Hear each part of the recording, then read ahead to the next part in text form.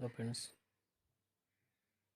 आपके RRB group D के exam के लिए बहुत ही अच्छा क्वेश्चन लेकर आए हैं जो कि आपके एग्ज़ाम में आने का बहुत ज़्यादा संभावना रहता है। अतः इसको ध्यान से सुनिएगा, ध्यान से पढ़िएगा, याद कीजिएगा। पहला नंबर क्वेश्चन इस प्रकार से है, खरीफ फसल किस ऋतु में बोई जाती है? तो खरीफ फसल ये वर्षा ऋतु में बोई जाती है, अतः इसका ऑप्शन हो जाएगा सी। दूसरा नंबर क्वेश्चन, गेहूँ, चना, सरसों, मटर कौन सी फसल का उदाहरण है? तो ये रबी फसल का उदाहरण है, यानी कि गेहूँ, चना, सरसों, मटर ये रबी फसल है, और जो गेहूँ, बाजरा ये सब हैं जो ये खरीफ फसल का उदाहरण होता है।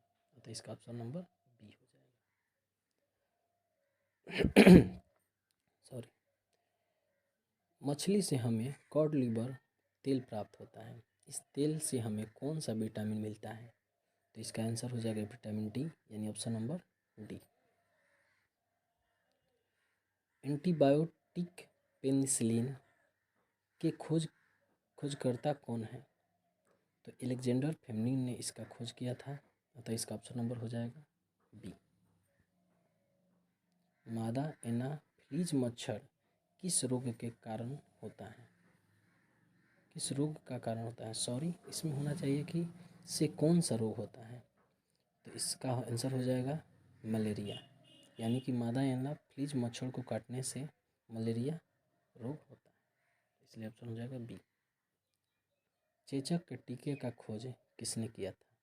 ये 6ठा नंबर क्वेश्चन है, ये बहुत ही क्वेश्चन इम्पोर्टेंट है, बार बार रेलवे ग्रुप डी में बार बार ये क्वेश्चन पूछा जाता है। इसका आंसर हो जाएगा एडवर्ड जेनर, जो कि ऑप्शन नंबर सी है। सूक्ष्म जीवों को किस यंत्र के माध्यम से देखा जा सकता है? तो सूक्ष्म जीव जो होते हैं वो सूक्ष्मदर्शी से देखा जाते हैं। दूरदर्शी जो होता है वो दूर की चीज़ों को देखने के लिए होता है, यानी कि खगोलीय पिंड को देखने के लिए दूरदर्शी का उपयोग करते हैं, जबकि सूक्ष्मदर्शी का उपयोग सूक्ष्म जीवों को देखने के लिए किया जाता है। जीवाणु क्या है?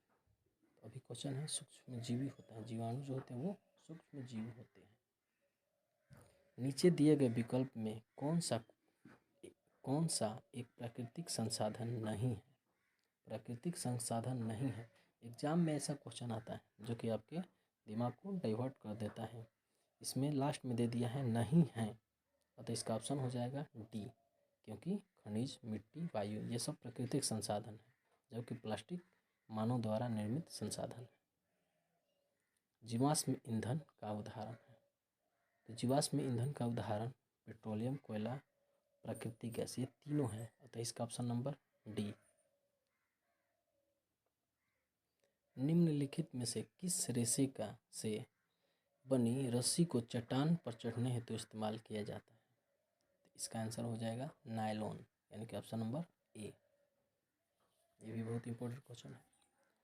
निम्नलिखित में से कागज किसका शुद्ध रूप होता है? कागज जो होता है वो पेड़ की लकड़ियों से, बांस से बनाया जाता है, ये सेल्यूलोज का शुद्ध रूप होता है, अतः इसका ऑप्शन नंबर सी हो जाएगा। 13 नंबर क्वेश्चन है, रेयान किस प्रकार का रेशा है? रेयान जो होता है वो एक संश्लेषित रेशा है, अतः ऑप्शन नंबर ए हो जाएगा। नीचे दिए गए विकल्पों में कौन सा एक धातु नहीं है? देखिए यही क्वेश्चन कंफ्यूज करता है, लास्ट में जाकर नहीं है कर देता है, जो कि बहुत ही कंफ्यूजन होता है, हम लोग जल्दीबाजी में देख नहीं पाते हैं और गलत ऑप्शन लगा देते हैं, तो इसको ध्यान से देखिए। तांबा ये एक धातु होता है, सल्फर ये भी एक धातु होता है, लोहा, सल्फर एक अधातु होता है, सॉरी, लोहा एक धातु होता है, और सोना ये भी एक धातु होता है, अतः इसका ऑप्शन हो जाएगा सल्फर।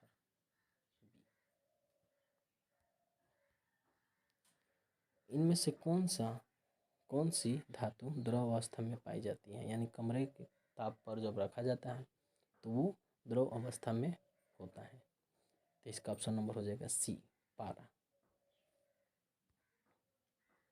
कौन सा धातु अधातु में चमक होता है? तो धातु के बहुत सारे गुण होते हैं जिसमें चमक होता है, लेकिन अधातु में चमक कम होता है, जबकि आयोडीन धातु जैसा ही चमकता है। अतः इसका ऑप्शन हो जाएगा ए। आयोडीन एक ऐसा धातु है जो कि धातु जैसा चमकता है।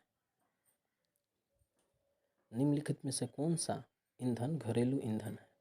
घरेलू ईंधन जिसको हम लोग घर पर इस्तेमाल करते हैं, तो ये एलपीजी है जो कि बहुत पॉपुलर है। निम्नलिखित में से किसे काला सोना कहा जाता है? काला सोना, तो पेट्रोलियम को इस युग में काला सोना कहा जाता है, जो कि बहुत कॉस्टली होता है। कोयला कितने समय में बनता है? कोयला जो होता है वो लाखों करोड़ों वर्ष में बनता है, इसीलिए इसका ऑप्शन ए हो जाएगा, लाखों वर्ष। लकड़ी का जलना कौन से दहन का उदाहरण है?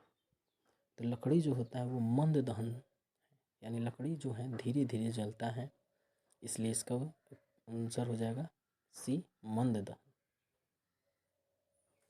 21 नंबर क्वेश्चन है, आग के लिए किसका होना आवश्यक है? तो आग के लिए यानी आग जलने के लिए इसमें से क्या होना आवश्यक है? तो इसका आंसर हो जाएगा बी, हवा।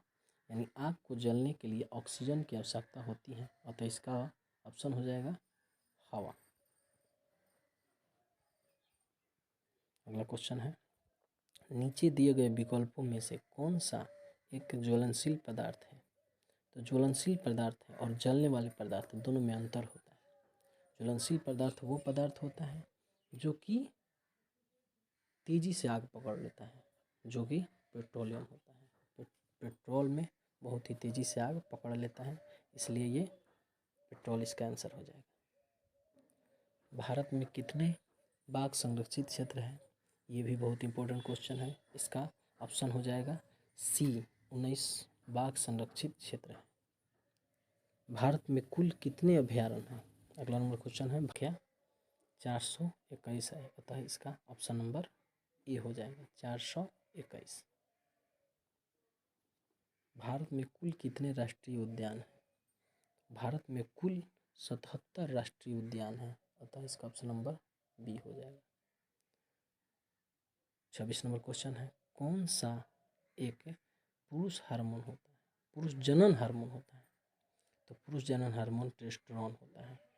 एस्ट्रोजन जो है वो मादा जनन हार्मोन है, इसका आंसर ये हो जाएगा टेस्टोस्टेरोन, जो कि पुरुष हार्मोन है। 27 number question, A history of British India किताब के लेख किसके द्वारा लिखी गई?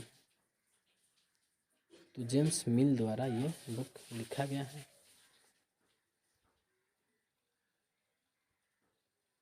वास्को द गामा किस देश से संबंधित है? वास्को द गामा जो पुर्तगाल से भारत आया था 1498 ईस्वी में, अतः यह पुर्तगाल से संबंधित है। प्लासी का युद्ध में कंपनी की सेना का नेतृत्व किसने किया था? तो प्लासी के युद्ध में रॉबर्ट क्लाइव ने ही सेना का नेतृत्व किया था, अतः इसका ऑप्शन नंबर डी हो जाएगा। वास्को द गामा भारत में कब आया था? अभी हम क्वेश्चन का इस आंसर बताया था कि 1498 ईस्वी में आया था, यानी कि ऑप्शन नंबर डी हो जाएगा। मनुष्य में श्वसन के लिए कौन सा अंग, कौन के लिए मुख्य अंग कौन सा होता है? तो फेफड़े श्वसन के लिए मुख्य अंग होता है, ऑप्शन नंबर ए हो जाएगा। निम्नलिखित में से कौन सा पादप कुल का हिस्सा नहीं है? तो पादप घास कुल का हिस्सा ये नहीं है, तो ये जो होता है ये राई होता है। राई जो है वो पादप घास कुल का हिस्सा नहीं। मनुष्य में उच्च रक्तचाप की अवस्था को कहलाती है, ये हाइपरटेंशन, इसको हाइपरटेंशन कहा जाता है, तो इसका ऑप्शन हो जाएगा सी। पेसमेकर संबंधित है, तो पेसमेकर हृदय से संबंधित है। दाद बीमारी होती है, दाद बीमारी फंगस के कारण